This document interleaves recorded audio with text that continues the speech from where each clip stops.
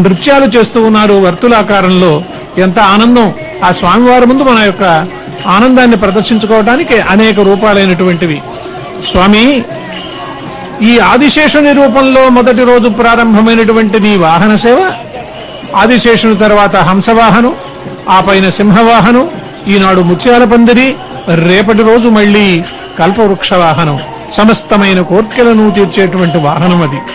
ప్రత్యేకించి ఆ ప్రముఖమైనటువంటి నాగరాజులందరూ కూడా వెళుతూ ఉంటే, బ్రహ్మోత్సవ సంరంభం అయిన తర్వాత హరుడు, అజుడు, సురలు, మునులు, భూసురులు, యముడు, శశి దిక్పాలకులు, నారద, సనక సనందనాదులు అందరూ కూడా విచ్చేశారట. ధ్వజారోహణ సందర్భంగా గరుడు చాటిస్తాడు, దేవతలారా మీరందరూ రండని. ఆ ఆహ్వానాన్ని అందుకుని కాబోలు అందరూ విచ్చేశారు. వేదపారాయణదారులందరూ ఒకవైపు ఉండగా, మరొక వైపు అధికార బృందం అంతా కూడా కోలాట నృత్యాన్ని తమ వైపు కూడా ధరించినట్లుగా తాము ధరిస్తూ ఉండగా, స్వామివారి వాహనం మెల్లమెల్లగా పడమర మాడ వీధిలోకి విచ్చేసింది. ఈ విశేషాన్నంతటినీ కూడా గమనిస్తున్నటువంటి భక్త బృందం అంతా కూడా చేతులెత్తి నమస్కారం చేస్తూ గోవిందనామస్మరణలు చేస్తూ ఉన్నారు. గోవిందనామస్మరణ చేస్తే స్వామివారికి ఎంతో ఆనందం. ఎలాంటిదట ఆ గోవిందనామస్మరణ? స్వామికి గోవిందా అని పిలిస్తే చాలు ఎనలేనటువంటి ఆనందం కలుగుతుంది. గోవిందా అనే పిలుపుతోనే కదా ద్వాపరయుగంలో చిన్ని కృష్ణుడుగా గోపబాలలతో నేస్తం చేశావు. ఆ విషయం నీకు ఈనాడు స్మరణకు వస్తుందా స్వామి? గోవిందా అనే శబ్దం చెవుల పడగానే ఆనంద నిలయుడు పూర్వయుగాలలో తాను ఆలకాపరిగా, పశుల కాపరిగా, గోపికలందరినీ కూడా నవ్వించినటువంటి వాడు, కవ్వించినటువంటి వాడుగా, అక్కడ ఉన్నటువంటి సఖ్యం చేసినటువంటి ఆ విషయాలను ఒక్కసారి గుర్తుకు తెంచుకుంటూ ఉంటాడు. గరుడాధిరూఢుడైనటువంటి స్వామి శ్రీదేవి భూదేవి సమేతంగా బయలుదేరాట. ఒక్క గజేంద్ర మోక్షం నాడు మాత్రం వీళ్ళెవ్వరికీ చెప్పలేదట. అందుకే అన్నాడు పోతన, చిరికింజెప్పడు శంఖ చక్రయుగముం చేదోయి సంధింపడు అభ్రగపతిం బంధింపడు. ఆయన లేకుండానే వెళ్ళాట. మిగిలినప్పుడు ఎప్పుడైనా సరే నువ్వు ఎప్పుడు పిలుస్తావు అన్నట్టుగా ఆయన నిత్యం ఎదుటే నిలబడి ఉంటాడట. అందుకనే మనకు ఆ ఆళ్వారుల యొక్క గరుడాళ్వారు ఆనంద నిలయంలో స్వామికి ఎదురుగా నిత్యం కనిపిస్తూనే ఉంటాడు. మరొక వైపు ఇటువైపు జయోజయులు రెండు వైపులా కూడా తర్జనీతో వచ్చినటువంటి భక్తులని జాగ్రత్త, స్వామివారికి ఏ విధమైనటువంటి ఇబ్బందులు కలగకుండా మీ దర్శనాలు మీరు చేసుకొని వెళ్ళిపోండి, స్వామివారి యొక్క ఏకాంతాన్ని, స్వామివారి యొక్క నిశ్శబ్దతను మీరు గమనించుకోండి అని గోవిందనామస్మరణలతో ముందుకు వెళుతున్నటువంటి వారికి హెచ్చరికలు చేస్తూ ఉంటారు ఆ జయ విజయులు. ఆ వెన్నగోపాలుడు ఈనాడు మనకు మురళీనాథ వినోదుడైనటువంటి ఆ స్వామి, కాళీయమర్దనం చేస్తున్నటువంటి ఆ స్వామి మురళీ రవణిని గోవిందనామస్మరణలతో ఒక్కసారి స్మరించుకుంటాడు. ఆయన పరమానంద భరితుడవుతాడు. గోవింద అన్న మాటతో ఏడుకొండల స్వామికి పరవళ్లు తీసి ప్రవహించే యమునా నదీ జలతరంగాలు గుర్తుకు వస్తాయి. అందులో నేస్తాలతో ఈదులాడిన సరసాలు గుర్తుకు వస్తాయి. యమునా తీరంలో పచ్చిక బయళ్లు, గోపబాలలతో తిన్న చద్ది అన్నాలు, ఊరగాయ రుచులు, వెన్న ముద్దలు అన్నీ గుర్తుకు వస్తాయి. అదిగో గజేంద్రుడికి కూడా గుర్తు వస్తోంది. ఆ స్వామి ఆనాడు నన్ను ఆ మకరం నుండి రక్షించాడు, నేను ఈ రోజు నీకు సేవ చేస్తున్నాను స్వామి అని చెప్పి మందరంగా రాధ ఠీవితో బయలుదేరుతున్నాయి ఆ గజాలన్నీ కూడా. స్వామివారి సంపదలలో సమస్తమైనటువంటి గజ సంపద, అశ్వ సంపద, వృషభ సంపద అన్నీ కూడా ఈనాడు వాహనం ముందు నడుస్తూ ఉంటాయి. స్వామివారి పాదాలను చూసి మనం తరించాలి. స్వామివారు కాలు అలా ఆలీఢంగా పెట్టుకుని ఆ కాలు మీద చాలా భరోసాగా నేనున్నాను, మీరేం భయపడవలసినటువంటి అవసరం లేదు అని ఉన్నట్టుగా నిశ్చింతగా ఆయన మన వైపు చూస్తూ ఉన్నాడు. మందర స్వరంతో మనం కానీ ఆయనకు చెప్పుకుంటే మన హృదయంలో ఉన్నటువంటి ఆవేదనను, ఆవేశాన్ని, ఆవేగాన్ని అన్నిటినీ పోగొట్టగలిగినటువంటి వాడు ఆ స్వామి. ఆయన శౌర్యాన్ని ప్రకటించాలి అని అనుకుంటే ఆ కృష్ణుడుగా ఎన్ని రకాలైనగా ప్రదర్శించాడు. పూతనా సంహారం, వత్సాసుర సంహాసం, భకాసుర సంహారం, శకటాసుర ధేనుకాసురావుల యొక్క సంహారం అన్నీ కూడా ఒక్క గోవిందనామస్మరణతో గుర్తుకు వస్తాయి. కాళిందీ మర్దనం ఈనాడు మనం ప్రత్యక్షంగా చూస్తూ ఉన్నాం.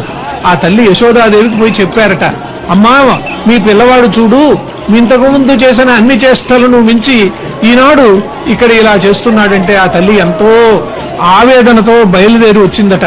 ఏమిట్రా నాన్న ఇలా చేస్తున్నావంటే 2 నిమిషాల్లో కాళీ మర్దనం అయిపోయింది.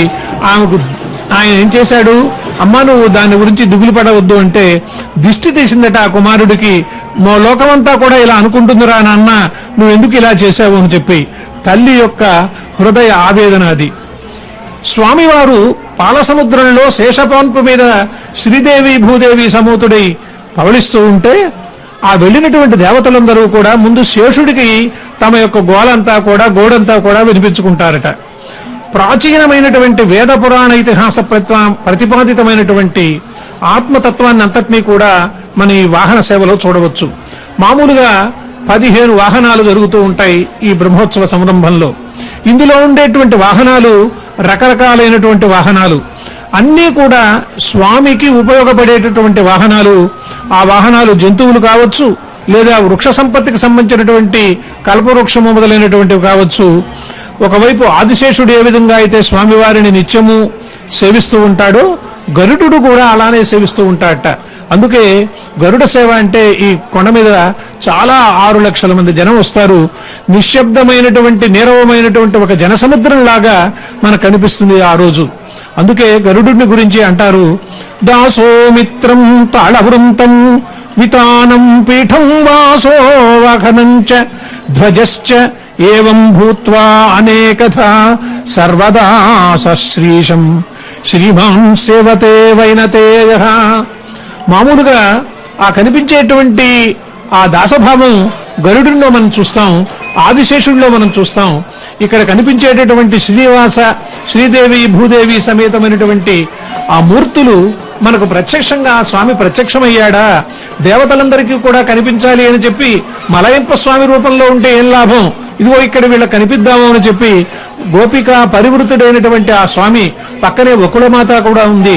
వకుళమాత ఎంత బాధపడుతుందంటే, నాయనా నువ్వు ఎప్పుడూ నిలబడే ఉంటావు, ఎప్పుడూ భక్తుల గురించి ఆలోచిస్తూ ఉంటావు, నీకు నైవేద్యాలు సరిగా అందుతున్నాయో లేవో అనే ఉద్దేశంతో పక్కనే పాకశాల దగ్గర వకుళమాత ఎప్పుడూ కూడా తన యొక్క పనిని తాను నిర్వర్తిస్తున్నట్టుగా ఆ పాకాలు శాకాలు అన్ని నా బిడ్డకు సరిగా అందుతున్నాయా లేదా, తాను స్వయంగా శ్రీనివాసుని కళ్యాణాన్ని జరిపించింది. ఆయన కోరినటువంటి పద్మావతి వివాహానికి వకుళమాత కూడా ఒక భాగస్వామి అయింది. గిరులు జరులు అన్నీ కూడా స్వామివారిని సేవించుకునేదానికి తిరుమలలో తయారయ్యాయి. తిరుమలలో దాదాపు 16-17 తీర్థాలు ఉన్నాయి. ఒక చక్రతీర్థం, జాబాలి తీర్థం, ఆకాశగంగ, పాప వినాశనం, రామకృష్ణ తీర్థం, సనకసనందన తీర్థం, పసుపుధార కుమారధార మనకు నిత్యము జలాన్ని ఇక్కడ వచ్చినటువంటి భక్తులకు అందించేటువంటిది. చూడండి, ఆ విష్ణువు యొక్క స్వస్థమైనటువంటి విశ్వరూపాన్ని సందర్శించేటువంటి విద్యుత్ ప్రభలను మనకు చూపిస్తూ ఉన్నారు. ఆ వషట్కారు అని చెప్పి మనం ఎక్కడైతే సహస్రనామాల్లో చెప్పుకుంటూ ఉంటామో ఆ స్వామి మనకి ఇక్కడ ప్రత్యక్షమవుతున్నాడు తిరుమల గిరులలో. ఈ తిరుమల గిరులలో ఒక ధర్మప్రద అయినటువంటి తీర్థాలు, జ్ఞానప్రదమైనటువంటి తీర్థాలు, భక్తిప్రద తీర్థాలు, ముక్తిప్రద తీర్థాలు అని అనేక రకాలుగా ఉన్నాయి. అన్నమయ్య ఎన్నాళ్లు చూశాడో స్వామిని, ఎన్ని వేల కీర్తనలు రాశాడు. తాను నిత్యము తరించి తనను అవతరింపజేసేటటువంటి ఆ స్వామి కళ్ళ ముందు కనిపించాడు కాబోలు. ఆయన అంటాడు అన్నమయ్య, పరిమళమున్ ప్రభావము శుభస్థితి నిత్య విభూతి విభ్రమ స్ఫురణము దివ్య వైభవము భోగము శ్రీ అలమేలు మంగనీయురమున నుంచు సన్మునులు యోగి జనంబులు మెచ్చి మెచ్చి నీ వర వనితా శిరోమణిని అవారణగొల్తురు వెంకటేశ్వరా. ఆ స్వామివారు ఎప్పుడు కూడా అలమేలు మంగను నిత్యానపాయనైనటువంటి ఆమెను తన వక్షస్థలంలో ఉంచుకుంటాట. ఆ ఉంచుకున్నందుకు ప్రతిఫలంగానే ఆమె ఎప్పుడూ కూడా దగ్గరే ఉండి స్వామివారి చెవుల్లో చెబుతుంటుందట, ఇదిగో నా భక్తుడు వచ్చాడు, వాడు ఏదో కోరిక కోరాడు స్వామి, మీరు ఆమెను దీవించండి అని చెప్పి అంటూ ఉంటారు. ప్రత్యేకించి మనం చెప్పుకోదగినటువంటి సందర్భం ఆ బ్రహ్మోత్సవాల యొక్క పూర్వాపరాలు. బ్రహ్మోత్సవాలు తిరుమలేశుని ఊరేగింపులో మొదటగా పాత రోజుల్లో బంగారు తిరుచి వాహనం మీద జరిగేవట. కిరీటాలంకార శోభితుడైనటువంటి ఆ స్వామి, పచ్చల పథకాన్ని ధరించినటువంటి ఆ స్వామి, పుష్పమాల అలంకృతుడైనటువంటి ఆ స్వామి, శ్రీదేవి భూదేవి సమేతుడైనటువంటి ఆ స్వామి అర్చక స్వాముల వారి నివేదనలను హారతులను అందుకుంటూ మంత్రమంత్రంగా సాగుతూ ఉన్నాడు మాడవీధుల్లో. మాడవీధులు ఎంత పులకించిపోతూ ఉన్నాయో, భక్తజన హృదయాలు ఎంత పులకించిపోతున్నాయో మనం తెలుసుకోగలం. ఈ వాహనాల సేవలన్నీ కూడా బ్రహ్మోత్సవాలలో 17వ శతాబ్ది నాడు 11 సార్లు జరిగేవట బ్రహ్మోత్సవాలలో. ఆ తరువాత రోజుల్లో బ్రహ్మోత్సవ ప్రారంభానికి సూచకంగా పాత రోజుల్లో మహాద్వారం ముందు పెద్ద ఎత్తున పేలుడు సంభవించేలాగా ఒక శబ్దం చేసి మంట పెట్టేవారట. దీన్నే ఆదిర్వేది అని అనేవారని చెప్పి ఒక శాసనం చెబుతోంది. కోయిలాల్వారు తిరుమంజనం కూడా 15వ శతాబ్దిలోనే బ్రహ్మోత్సవాలకు ముందు మంగళవారం రోజు ఆలయ శుద్ధి కోసరంగా చేస్తూ ఉండేవారు. ఇక్కడ మనం గమనించవలసిన విషయం, ఈ కోయిలాళ్వార్ కోయిలను కూడా ఆళ్వారుగా వాళ్ళు భావించారు. మామూలుగా గరుడాళ్వారు, కోయిలాళ్వారు, ఇలా అనేక మంది 12 సూరులు, వీరందరూ కూడా స్వామివారి సేవలో నిత్యం కూడా తరించినటువంటి వారు. మనం ఇక్కడ ప్రత్యక్షంగా వరాహ క్షేత్రం మీద ఉన్నాం కాబట్టి, కోలాట బృందాలను తలికిస్తూ ఉన్నాం కాబట్టి, ఇంకొంచెం సేపట్లో స్వామివారు వరాహ తీర్థ సమీపంలోకి విచ్చేయబోతూ ఉన్నారు కాబట్టి ఈ వరాహ క్షేత్ర ప్రాధాన్యం కూడా మనం గుర్తుపెట్టుకోవాలి. స్వామికి ఇక్కడ స్థలాన్ని ఇచ్చినటువంటి వాడు వరాహస్వామి.